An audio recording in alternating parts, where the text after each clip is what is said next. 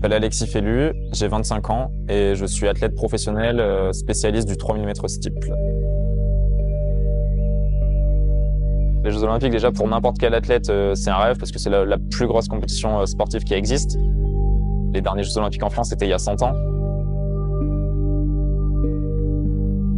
C'est une chance inouïe durant ma carrière d'avoir la possibilité de faire des Jeux Olympiques en France.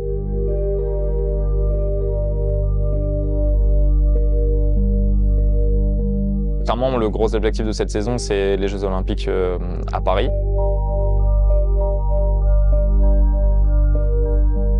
Je peux pas rêver mieux, il faut tout faire pour y aller.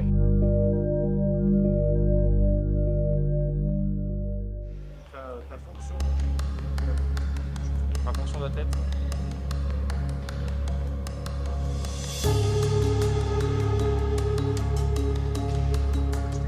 J'ai commencé à avoir une pubalgie au mois de novembre 2021, du coup quelques mois après les Jeux Olympiques. J'ai quand même pu m'entraîner avec pendant quelques mois. J'avais des douleurs mais c'était gérable. Et à partir du moment où j'ai repris l'entraînement spécifique au 3000 m steeple, c'est vraiment là où c'est devenu plus gérable. J'ai dû me faire opérer après en mai 2022. J'ai mis 10 mois à plus avoir aucune douleur et pouvoir me réentraîner vraiment à 100%. Ça commençait à vraiment bien revenir et à être intéressant. Et là, j'ai commencé à avoir du mal à récupérer entre mes séances, à pas arriver à enchaîner des grosses semaines d'entraînement, ce qui m'a amené à faire des bilans sanguins et qui ont montré que j'avais été victime d'un virus qui est la mononucléose et qui expliquait cette fatigue-là. Si les Jeux avaient eu lieu en 2020, comme c'était prévu, il n'aurait pas participé aux Jeux Olympiques. Mais le Covid est arrivé, a repoussé les Jeux Olympiques d'1 an. Ce laps de temps lui a permis de se qualifier directement pour les Jeux. Cette année-là, donc, il tape un 8-18. Il devient champion de France à Angers. Il gagne sa place pour les Jeux. Et aux Jeux, il se comporte très bien parce que c'est le seul Français à intégrer la finale.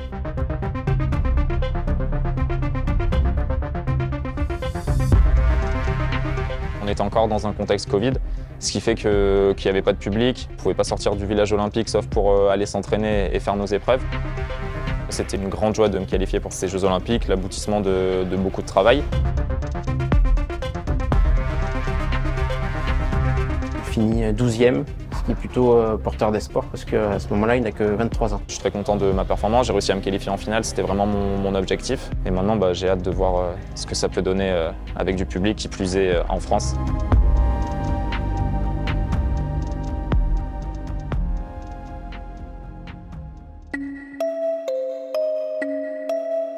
T'es hyper intériorisé en fait. Nous aussi là. Comme ça, genre. Bah non, mais tout ton centre de gravité en fait est projeté vers l'avant, donc forcément t'as des contraintes antérieures. Relâche. Pousse. Relâche. Quand on lance le projet, il est allongé sur une table chez le kiné. T'as douleur là? Ouais. C'est bizarre dans le col. Tu me dis. Ah. Tu me dis. Tu résistes là. J'aime pas trop.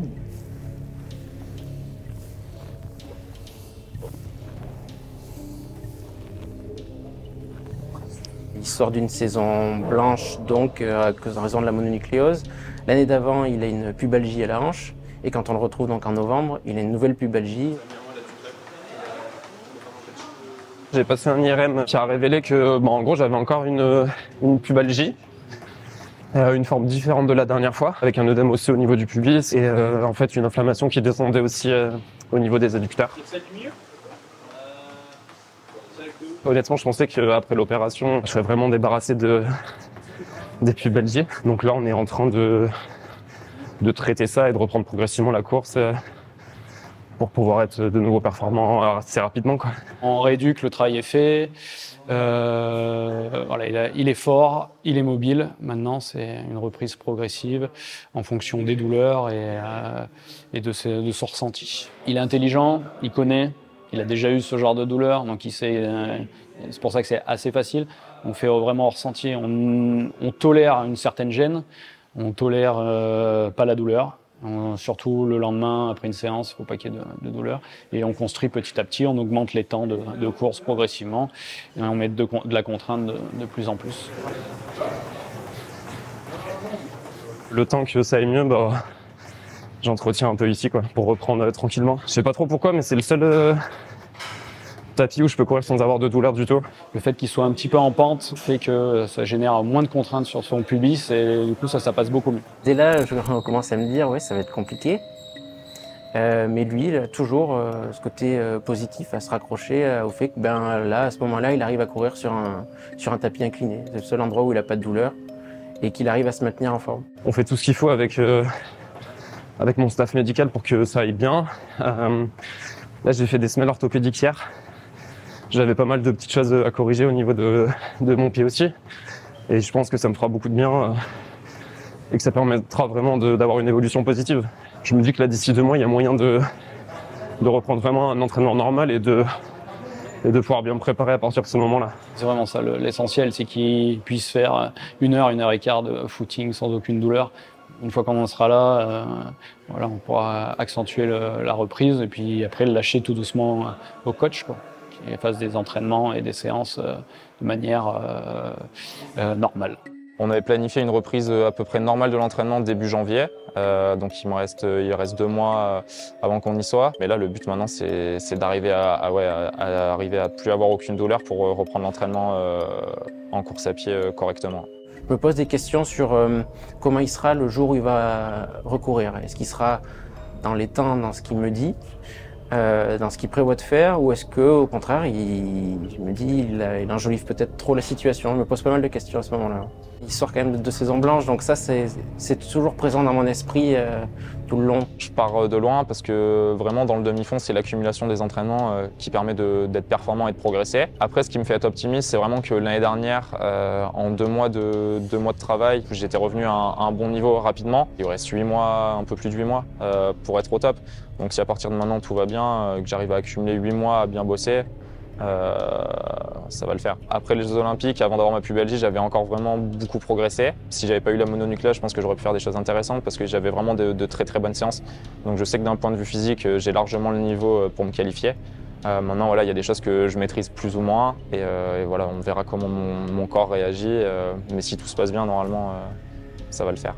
Ça me paraît être un pari assez compliqué à réaliser, mais au fil des échanges que j'ai avec lui, j'ai envie d'y croire. Il reste encore du temps au moment où on évoque cette idée. On est au mois de novembre 2023. Alors oui, il va manquer de compétition. Oui, il va manquer très certainement de temps. Mais ça me paraît pas si impossible que ça. Le programme idéal pour y arriver, là, ça serait de pouvoir reprendre la course à pied au plus vite. Et après, en fait, réaliser les minima. On a un temps minimum à réaliser pour participer aux Jeux Olympiques début mai, pour après pouvoir me préparer pour les championnats de France et qui me permettront de me qualifier aux Jeux Olympiques.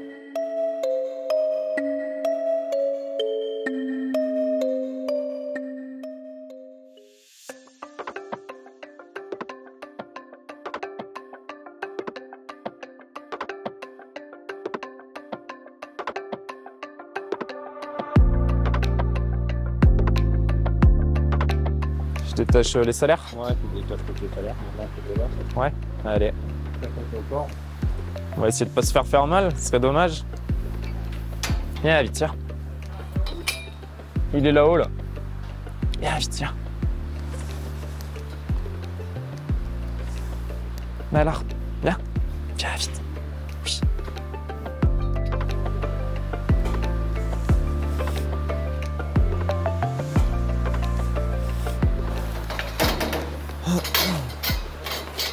Là, en fait, on est sur l'exploitation de mon père, sur laquelle j'ai grandi. Je viens soit donner un coup de main quand il y a besoin, soit juste couper un peu avec l'athlète et me ressourcer. Quand je suis à Clermont, tout est tourné, moi, vers ma pratique du sport et du haut niveau. Et là, ce qui est bien ici, c'est que, au contraire, c'est pas du tout le cas. Et ça me permet vraiment de penser à autre chose, de me ressourcer. Et comme je le dis, c'est vraiment quelque chose que j'apprécie et qui me fait du bien. Il y a ma vache là-bas, faut aller la voir. C'est la plus belle en plus. Et bien sûr qu'elle est là, ma vache. C'est Nala. Ouais, elle, depuis toute petite, j'ai été beaucoup avec, donc ce qui fait que c'est un peu un animal de compagnie en soi aussi. Oh, oui.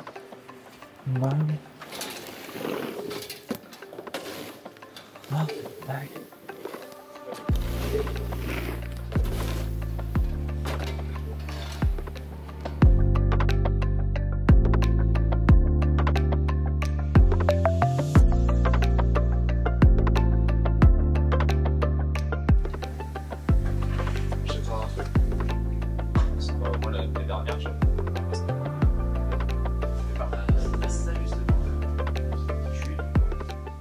j'ai passé toute mon enfance ici et c'est pour ça que je suis attaché à cet endroit. C'est un endroit qui me permet de me ressourcer, où à Clermont, tout ce que je fais est vraiment tourné vers l'athlète et la performance. Dès qu'il peut, c'est vrai qu'il va monter, et puis il aime bien faire le tour des vaches, ou après quand on fan, n'importe, voilà, il aime bien donner un coup de main, ça lui fait du bien, un peu l'air de la montagne. Ça change. Ouais.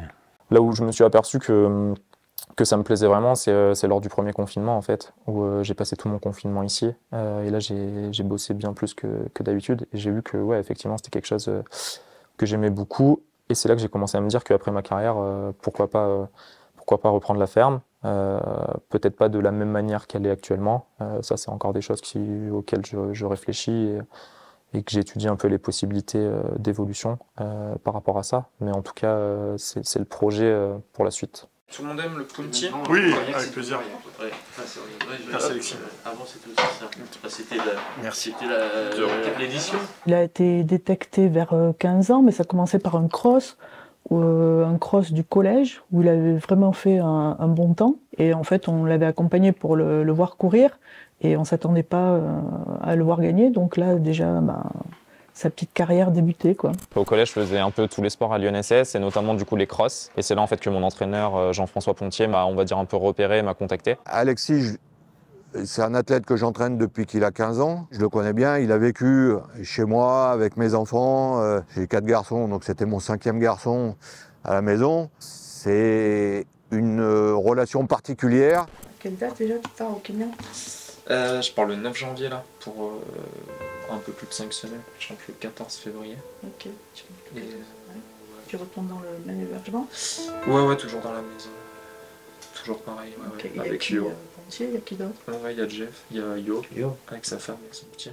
Je pense que quand on a un enfant, on est content de voir qu'il a une passion et qu'il s'investit dans cette passion, quoi. C'est pour des parents, c'est plus que satisfaisant, quoi. Il aime vraiment ce qu'il fait.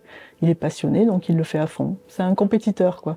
C'est pas dans le but de battre les autres, mais c'est de dire, tu vois, j'ai fini premier, la prochaine fois, je vais faire encore mieux. Il aime vraiment se surpasser et gagner. Par le biais de ce que font mes parents, en tant qu'infirmière, agriculteur, ça m'a donné, montré un peu, comment dire, le travail, ce que c'est que le travail, ce que c'est se donner les moyens tous les jours de réussir dans ce qu'ils font. Et je pense que mon envie, en tout cas, de performer, elle est aussi due à ça.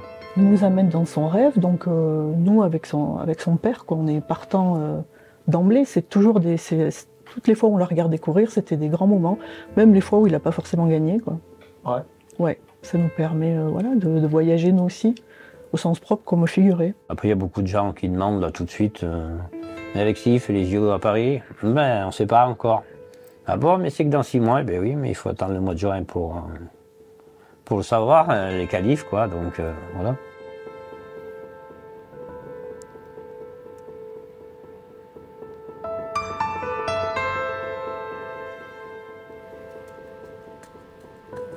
Je m'entraîne quasi tous les jours, donc quand je viens ici, il faut que je m'entraîne. J'avoue que c'est pas ce que je préfère parce que maintenant, ici, c'est pas plat et le dénivelé, c'est pas trop ce que j'affectionne maintenant. Par rapport à ma pratique du 3000 mètres steep, c'est pas forcément des terrains optimaux. Personne ne va me fâcher, entre guillemets, si je vais pas à l'entraînement, mais je le fais pour moi, pour être le plus performant possible. Mon objectif à court terme, c'est de faire mieux que ma 12e place à Tokyo, sur les Jeux Olympiques de Paris. Et clairement, je peux pas me permettre de rater des entraînements.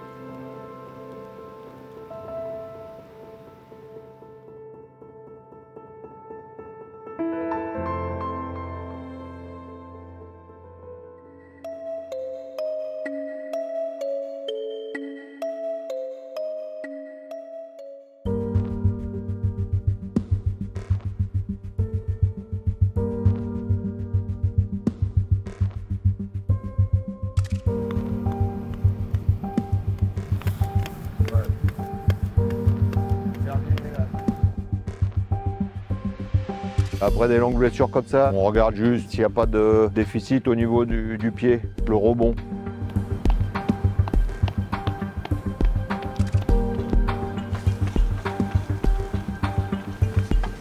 J'ai refait ma première vraie séance à pied il y a une semaine tout juste, avec en plus des sensations qui sont vraiment plutôt bonnes. Il est dans une forme qui est plutôt bonne par rapport à tout ce qu'il a eu. J'avoue que ça fait du bien de voir que les choses évoluent positivement et en plus de voir que les chronos et les sensations sont déjà bonnes, ça fait vraiment du bien. Maintenant, il va falloir construire la base pour être capable de suivre l'entraînement de haut niveau qui est nécessaire pour faire une saison complète, parce que la saison 2024 est une saison très compliquée. Et donc c'est ça qui est inquiétant, c'est de repousser à chaque fois le moment où on va se réentraîner comme un vrai athlète de haut niveau.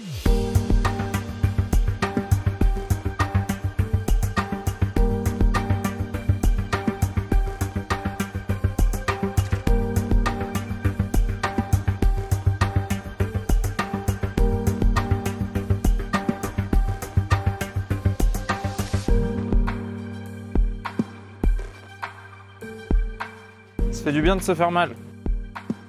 La saison va commencer très tôt par rapport à ce qu'on a l'habitude de faire en temps habituel. On commence à faire des performances début juin. Là, il faudra être en forme fin avril, quoi. Donc ça décale complètement tout l'entraînement. Plus on peut s'entraîner rapidement, mieux ça sera pour la suite de la saison 2024. Ce soir, je vais faire elliptique, demain aussi. Et après, on fait quoi, séance vendredi? Ou samedi, comme tu veux. C'est toi, n'importe. Moi, là, ça va. Je savais que j'avais fait énormément de travail en amont sur l'elliptique, sur le vélo. On s'aperçoit que, par exemple, que le vélo elliptique, c'est quelque chose de beaucoup plus spécifique à la course à pied, qui lui a permis de maintenir une condition physique très bonne, alors qu'il a très peu couru au cours de la dernière année. Je me doutais que mon niveau physique n'était pas mauvais, mais après, c'est quand même différent de la course à pied, et ça fait du bien de voir voilà, sur les séances, on va dire, plus spécifiques, que je suis loin d'être à la rue, on va dire, et que le niveau est déjà plus que correct.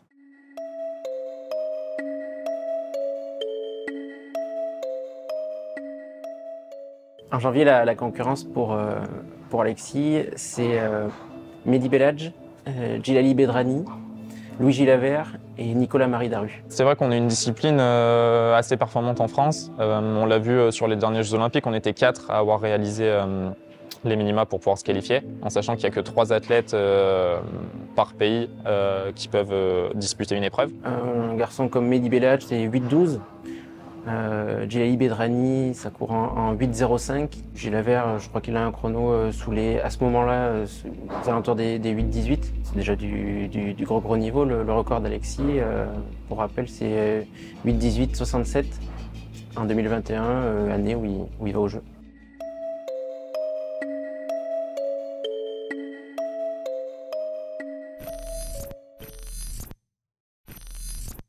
Il n'y a aucun autre endroit dans le monde, je pense, où il y a autant de mecs qui courent.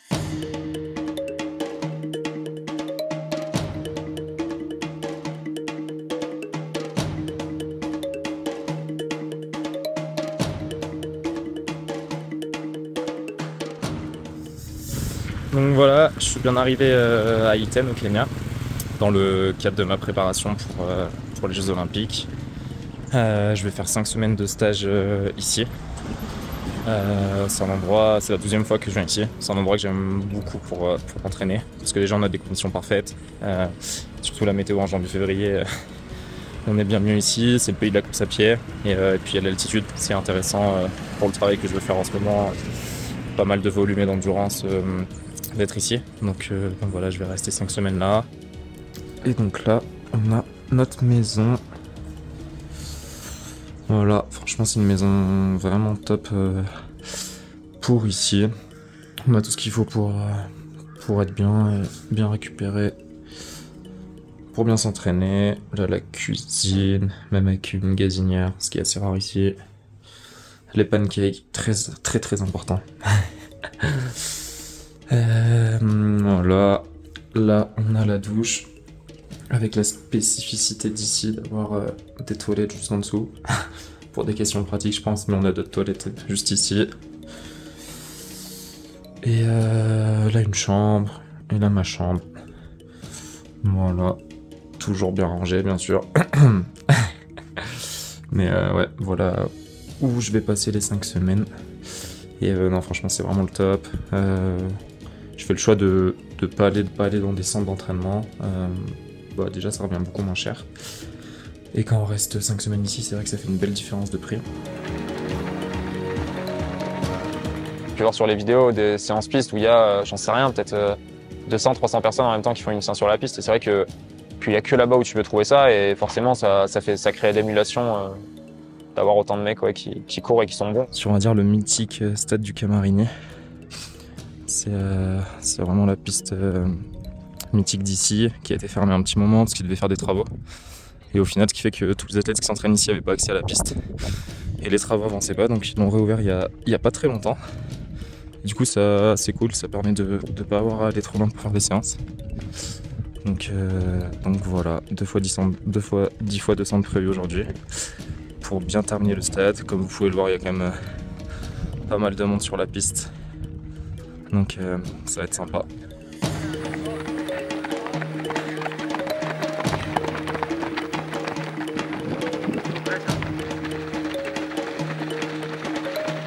Bon, là-bas, franchement, j'étais agréablement surpris de ce que j'arrivais à faire parce que j'avais repris la course à pied même pas un mois avant.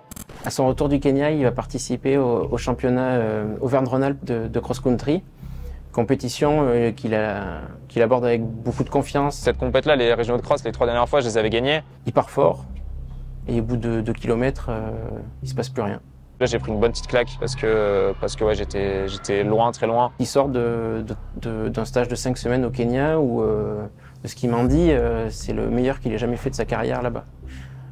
Où il a eu des sensations qu'il n'avait plus ressenties depuis on peut parler d'années maintenant. Faire 18e, ouais, c'était... Là, je me suis dit, putain mec, t'es loin, là, il y a du taf. Je m'attends pas du tout à ça. Je me dis que pour retrouver le rythme de la compétition... Au final, je suis vite passé à autre chose parce que derrière, l'entraînement, ça se passait super bien. J'ai fait des très très bonnes séances en rentrant, donc je savais que ouais, c'était sûrement, je sais pas, un jour sans. Faut encaisser tout ça pour moi. Et en fait, il me le dit pas tout de suite, mais... J'étais super malade pendant une semaine, c'était, je sais plus, vers mi-mars, je pense. Et donc pendant une semaine, vraiment, je me suis quasi pas entraîné parce que je pouvais pas. Et en fait, la semaine d'après ça, je ressentais beaucoup de fatigue. Je dormais 10 heures par nuit, alors que ça m'arrive pas. Et c'est pour ça qu'en fait, j'ai refait des prises de sang pour voir exactement où j'en étais. Et là, ouais, la prise de sang était clairement un peu cata. J'avais plein de valeurs physiologiques qui avaient baissé de ouf, des trucs super importants pour moi. Et les valeurs de la mono qui, au contraire, elles étaient bien remontées. Donc c'est comme ça qu'on s'en est rendu compte. Il m'annonce ça et c'est vrai que je me dis là c'est pas bon quand même. Il venait à peine de reprendre les séances de ce type. Donc là il restait vraiment plus beaucoup de temps.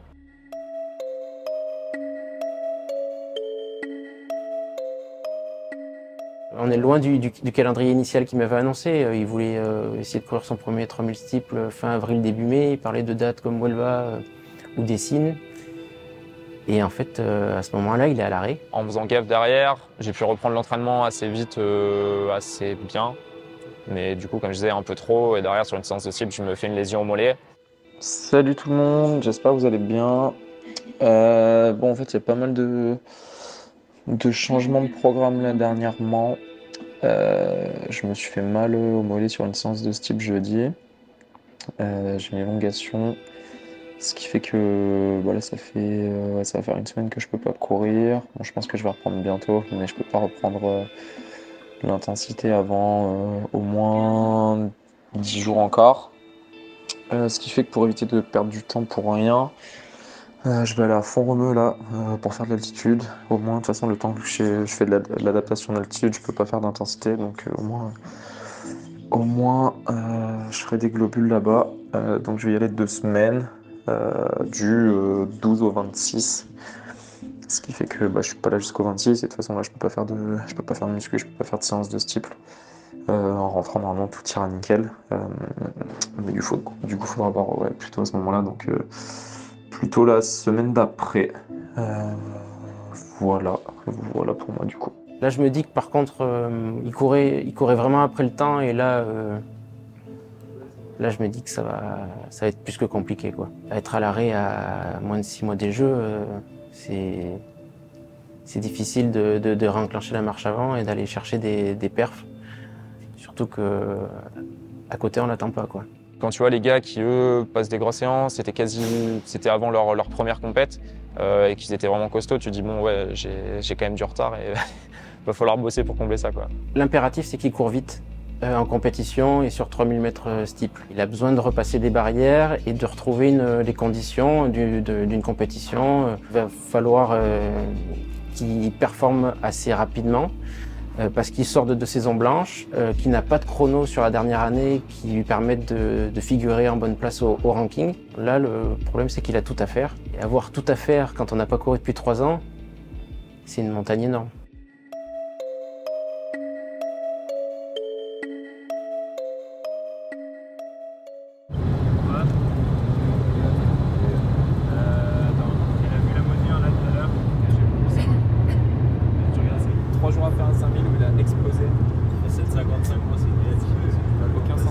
Bruxelles pour la première compète de l'année. Donc ça fait du bien de retrouver les déplacements pour aller courir. Ah bien. J'aime bien conduire, ça me dérange pas. Le plus tout jeune, faut le ménager.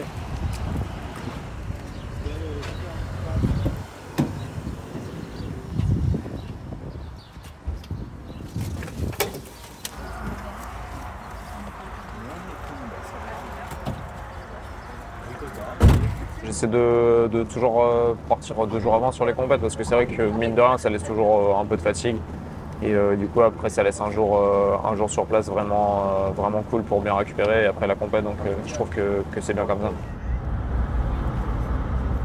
Dans 2 mois et demi, à droite.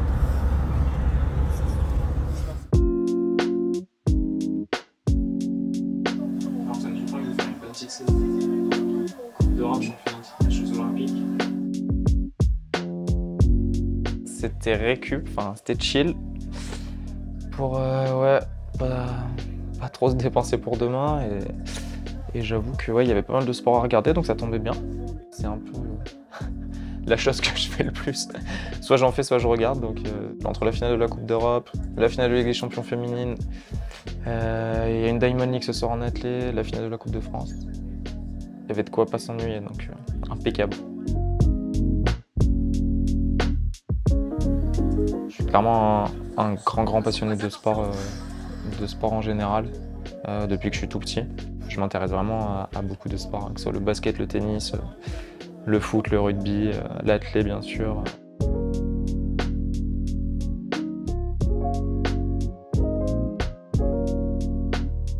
Là où Tokyo c'était un peu délicat de vraiment pouvoir discuter ou quoi que ce soit, c'est que avec le Covid c'était encore un peu spécial, on restait pas longtemps sur le village, tu devais partir le lendemain de ton épreuve, alors que c'est là où justement tu pourrais profiter du truc et échanger avec d'autres athlètes. Au village olympique, ce qui m'a le plus choqué, c'est que à tous les coins de rue, parce que c'est vraiment un village, tu croises des mecs que je regarde à la télé, parce que je passe mon temps à regarder du sport, et tu te dis c'est quand même incroyable, tous les mecs de l'équipe de France de basket, je les croisais tout le temps. J'avoue que ça c'est assez impressionnant et incroyable. Ouais. C'est pour ça que les Jeux de Paris, rien que pour ça, ça serait sympa de pouvoir profiter du village après ta compète, et là justement de pouvoir rencontrer d'autres sportifs, d'échanger, etc. J'avoue que ça c'est plutôt cool.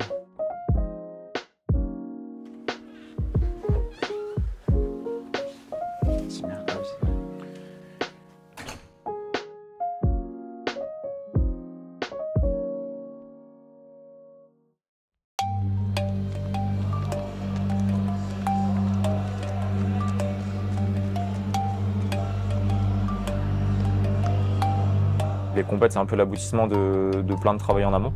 Donc content d'aller sur des compètes et hâte de voir ce que je vais être capable de réaliser sur ce meeting-là.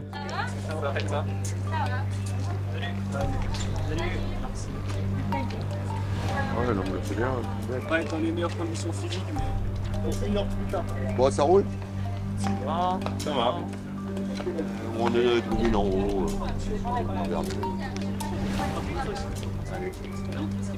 Via l'entraînement, on sait un peu de quoi on est capable. C'est vrai que rien ne remplace la compète.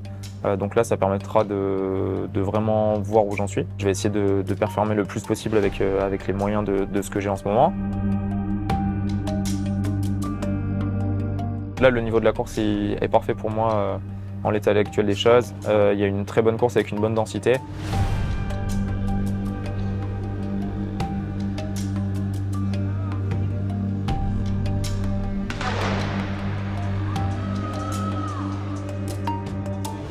Derrière, ça me permettra aussi de monter en puissance pour les échéances qui arrivent pour la suite.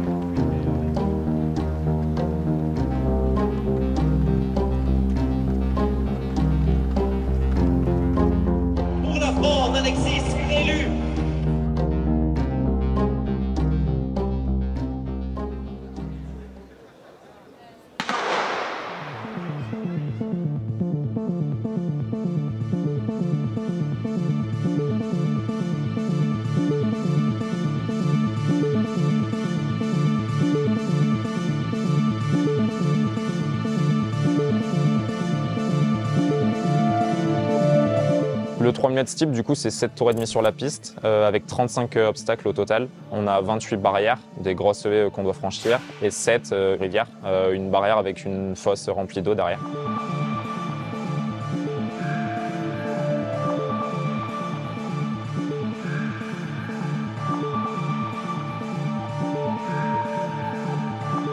Le fait d'avoir un certain nombre d'obstacles à franchir, c'est vraiment l'endurance musculaire qui est importante dans ce sport. Le fait d'arriver à bien encaisser l'accumulation des obstacles. Beaucoup de changements d'allure du fait des obstacles à peu près tous les 80 mètres et cette répétition qui est assez dure physiquement.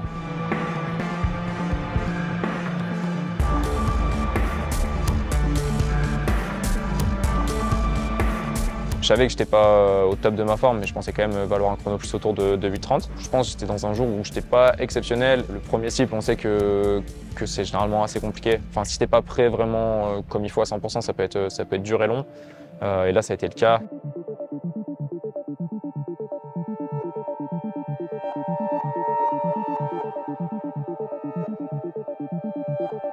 Je fais une perf 8,44 qui est vraiment pas bonne.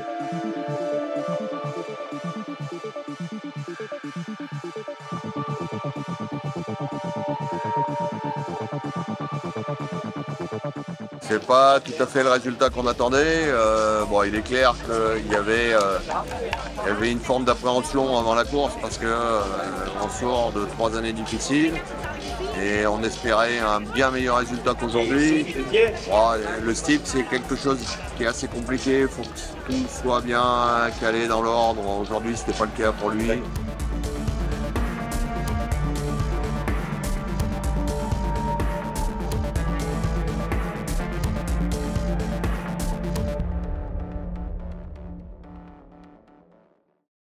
Je pense que là, lui qui tenait un discours très positif et a raison quelque part, là il se rend compte que la course contre le temps, elle est perdue, quoi. À ce moment-là, il n'y a plus beaucoup d'alternatives. C'est mort. Hein. Je pense honnêtement qu'il me manque entre 3 semaines, 1 mois pour être au top. Et l'un dans l'autre, les 2 semaines de mono plus les 2 semaines du mollet, ça fait 4 semaines. Et je pense que celles-là, elles sont cruciales. J'ai commencé les compètes super tard et en fait, j'avais que 1 mois pour performer, ce qui est très très juste. Et en soi, j'avais pas le droit à l'erreur. J'avais 3 compètes de planifier avant les France, donc qui me permettaient d'avoir un ranking pour potentiellement être sélectionné pour les Jeux, parce que je savais que là, j'avais pas du tout la forme de faire les mi-max en 8,15. Mais que par contre, faire 3 perfs aux alentours de 8,20, 8,25, potentiellement, c'était pas impossible. Là, à partir du moment où je faisais 8,44, qu'il me restait 2 courses derrière, c'était mort à 98%.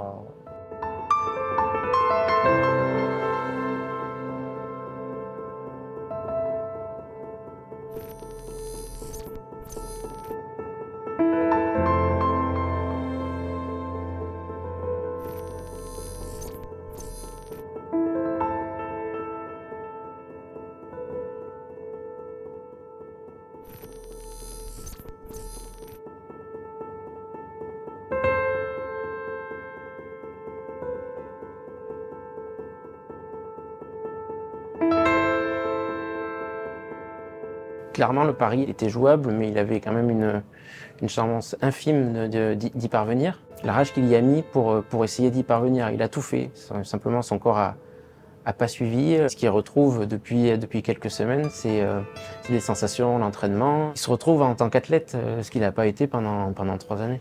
Certes, ouais, j'aurais perdu le pari des Jeux, mais en tout cas, je pense que cette saison, malgré tout, elle m'aura permis d'envisager en tout cas de bonnes choses pour la suite.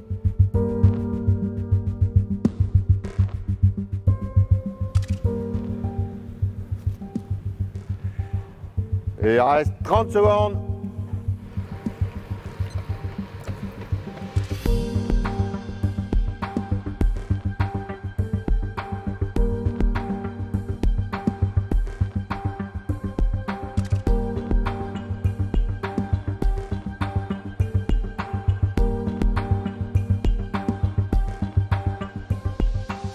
Je retrouve vraiment de très bonnes sensations. Ce que je disais, c'est que là, plus les semaines passent, à chaque séance, je me sens un peu mieux et un peu plus compétitif. Je préfère voir vraiment le bon côté des choses et voir que physiquement, je vais bien et que voilà, je peux enchaîner les entraînements, les compètes et que le chrono descend petit à petit.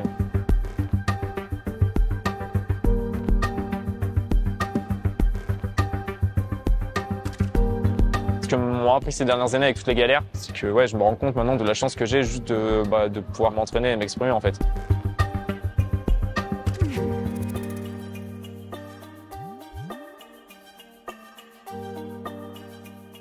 Là, je reprends du plaisir à aller m'entraîner tous les jours et franchement, il y a un paquet de fois où c'était pas le cas. Je sens que je redeviens en tout cas le coureur que j'étais il y a 3 ans, au moment où je suis performant, qui s'éclate sur la piste, qui est content de faire ça, quoi.